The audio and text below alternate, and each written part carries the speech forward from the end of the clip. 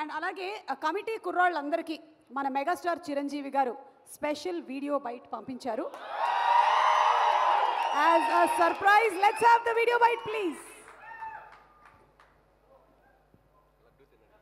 మా నిహారిక నిర్మించిన కమిటీ కుర్రోడు చిత్రం ఆగస్టు 9న రిలీజ్ అవబోతుంది.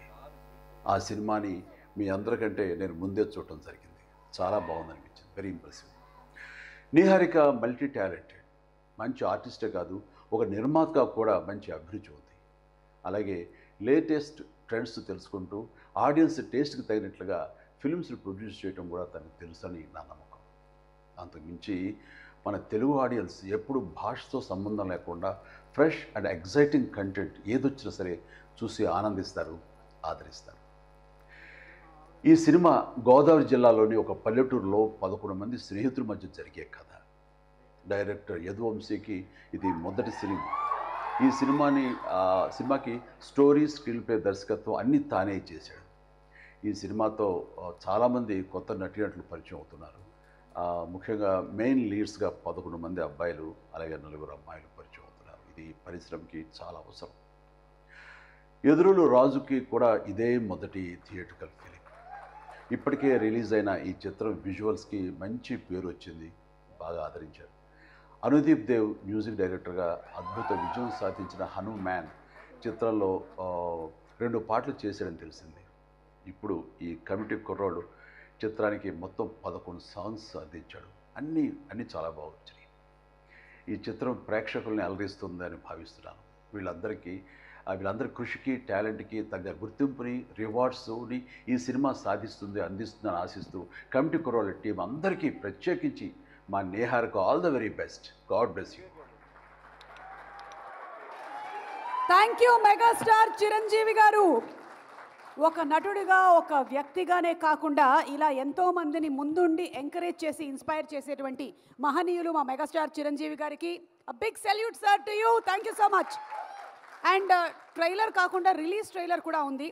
సో ఈరోజు ఈ కార్యక్రమానికి ఇప్పుడే విచ్చేసినటువంటి మా ఈ ముగ్గురు, శేష్ గారు, అలాగే మన దుర్గాతేజ్ గారు, అండ్ వరుణ్ తేజ్ గారు. కొంచెం లేట్గా వచ్చారు మీరు చాలా ఈవెంట్ అంతా మిస్ అయ్యారు, but I'm sure you will watch it on the YouTube.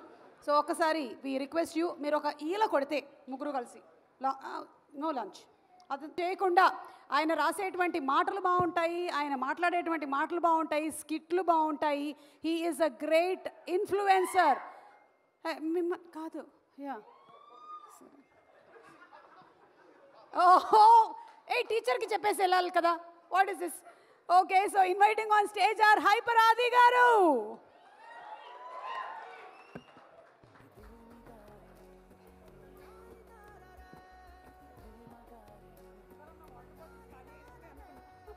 అంటే అసలు వాళ్ళు ఆకలేసి అరిచారో నా కోసం అరిచారో కూడా అర్థం కాని సిచ్యువేషన్లో ఉన్నాను. ఫస్ట్ టైం మైక్ మన దాకా రావడం అంటే ఆల్మోస్ట్ తిరుపతి వెంకటేశ్వర స్వామిని చూసినంత ఆనందంగా ఉంది నాకు. సీరియస్, నేను జబర్దస్త్ స్టేజ్ మీదకి రావడానికి కూడా చాలా తక్కువ టైం పట్టింది, కానీ ఈరోజు ఈ స్టేజ్ మీదకి రావడానికి నిజంగా చాలా ఎక్కువ టైం పట్టింది. ఒక టైంలో ఇలా అందరూ మాట్లాడుకుంటూ పోతే ఆగస్టు 9th వచ్చేస్తుందేమో అని చిన్న సందేహం కూడా వచ్చింది నాకు నిజంగా. అసలు బేసిక్గా ఈ ఈవెంట్కి నేను ఇంకా కొంచెం ముందే రావాలి.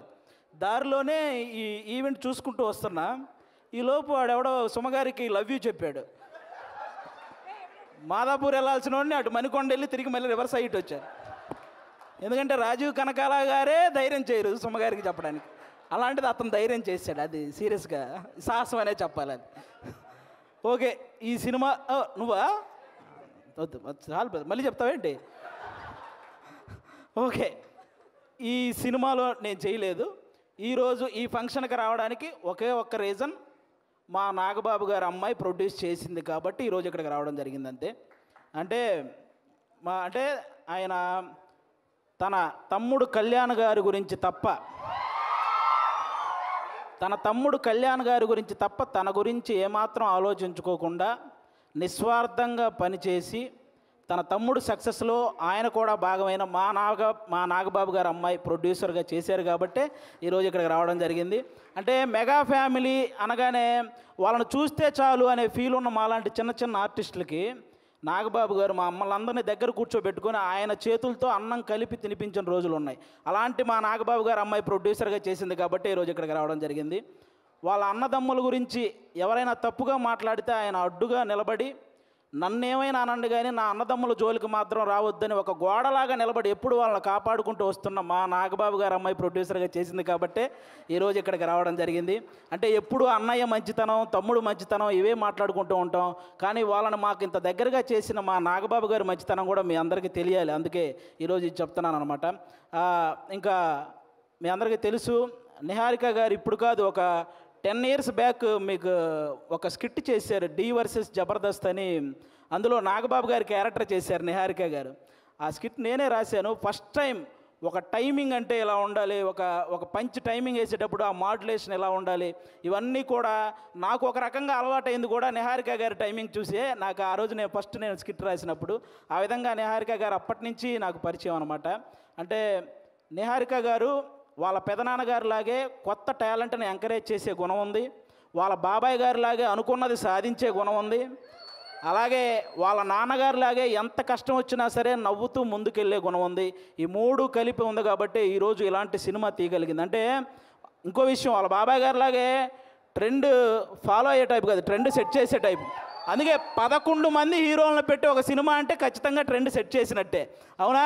11 మంది హీరోలు అంటే ఇప్పుడు రీసెంట్గా మన 11 మంది క్రికెటర్లు మన దేశానికి వరల్డ్ కప్ తెచ్చినట్టు ఈ 11 మంది హీరోలు మా నిహారిక గారికి మంచి విజయాన్ని అందించాలని మనస్ఫూర్తిగా కోరుకుంటున్నాను. మనకు 11 అంటే చాలా గుర్తొస్తాయి, కానీ ఈ సినిమా తర్వాత 11 అంటే ఈ 11 మందే గుర్తొస్తారు. అదైతే నేను నమ్ముతున్నాను. కాబట్టి అంటే ప్రతి ఊర్లో ఒక కమిటీ ఉంటుంది, ఆ కమిటీలో కుర్రాళ్ళు ఉంటారు. బేసిక్గా సమస్యను క్రియేట్ చేసేది వాళ్ళే, సమస్యను సాల్వ్ చేసేది వాళ్ళే, అలాంటి కుర్రాళ్ళు అనమాట.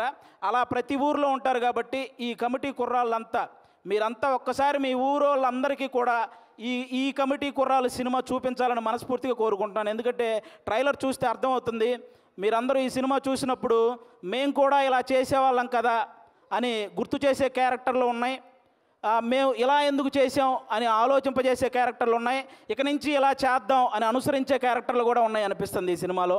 కాబట్టి మీరందరూ కూడా ఈ కమిటీ కుర్రాళ్ళ సినిమా, మీ ఊర్లో ఉన్న కమిటీ కుర్రాళ్ళందరూ ప్రతి ఊరు వాళ్ళని తీసుకెళ్ళి ఈ సినిమా చూడాలని మనస్ఫూర్తిగా కోరుకుంటున్నాను.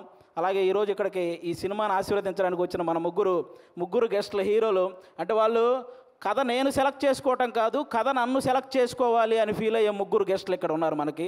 వాళ్ళ 3 వైవిధ్యమైన సినిమాలు చేస్తూ వస్తున్నారు. ఇక్కడ అడవిశేష్ గారు అయితే మామూలుగా ఎవరైనా సీట్లో కూర్చొని చూసే సినిమాలు, ఈయన సీట్ ఎడ్జ్లో కూర్చొని చూసే సినిమాలు చేస్తుంటాడు. అంటే మొత్తం అన్ని ట్విస్టులు ఉంటాయి ఆయన ఏ సినిమా చేసినా. ఆయన ఇండస్ట్రీకి వచ్చినప్పుడు కొత్తలో ఆయన నేర్చుకుంది ఏంటంటే నా బాడీ లాంగ్వేజ్ ఎలా